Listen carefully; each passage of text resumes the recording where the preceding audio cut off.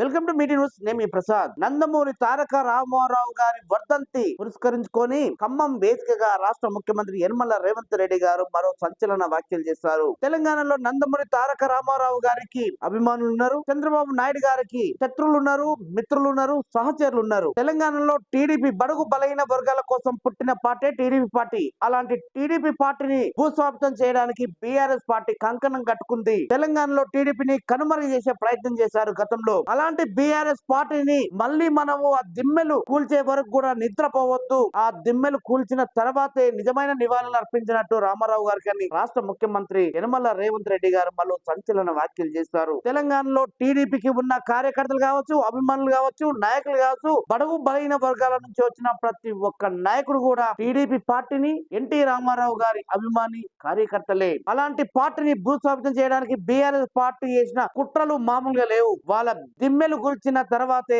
Senior NTR గారికి నివాళులు అర్పించాలని ఖమ్మం వేదికగా రేవంత్ రెడ్డి గారు మరో సంచలనం చేశారు. తెలంగాణలో మరొకసారి రేవంత్ రెడ్డి గతంలో టీడీపీ పార్టీలో పనిచేశారు. ఎమ్మెల్సీగా, ఎమ్మెల్యేగా చాలా వరకు కూడా ఆయన పదవులు అనుభవించారు. అయినా కూడా టీడీపీ నాయకులన్నా, టీడీపీ పార్టీ అన్న ఆయనకు ఒక అభిమానం. ఎందుకంటే గతంలో ఎన్టీ రామారావు గారి పార్టీ, చంద్రబాబు నాయుడు గారి సహచరుడిగా కూడా ఆయన ఎన్నో పదవులు అనుభవించారు. ఆయన కూడా వాళ్ళతో శత్రుత్వం ఏం పెట్టుకోకుండా రాజకీయ కోణంతోనే చూస్తున్నాడు రాష్ట్ర ముఖ్యమంత్రి యనమల. అలాంటి పార్టీని ఒక అభిమానిగా, ఒక కార్యకర్తగా, ఒక నాయకుడిగా, ఈ రోజు ఒక తెలంగాణ ముఖ్యమంత్రిగా మరొక పార్టీని ఆయన ఈ రోజు భుజాల మీద వేసుకొని టీడీపీ తెలంగాణలో బతకాలంటే బీఆర్ఎస్ ని భూస్థాపితం చేస్తేనే టీడీపీ తెలంగాణలో బతుకుతుంది, మరొక అవకాశం ఉంటుందని కార్యకర్తల సమావేశంలో బహిరంగ వేదికగా ఆయన సంచలనమైన వ్యాఖ్యలు చేశారు. సో ఇదండి మొత్తానికి ఖమ్మం వేదికగా రేవంత్ రెడ్డి గారు చేసిన సంచలన విషయాలు. మరో అంశం మీద మరో వారం కలుద్దాం. షేర్ చేయండి, సబ్స్క్రైబ్ చేయండి, కామెంట్ చేయండి, లైక్ చేయండి. చూస్తూనే ఉండండి మీటి న్యూస్. నేను మీ ప్రసాద్. Thank you so much.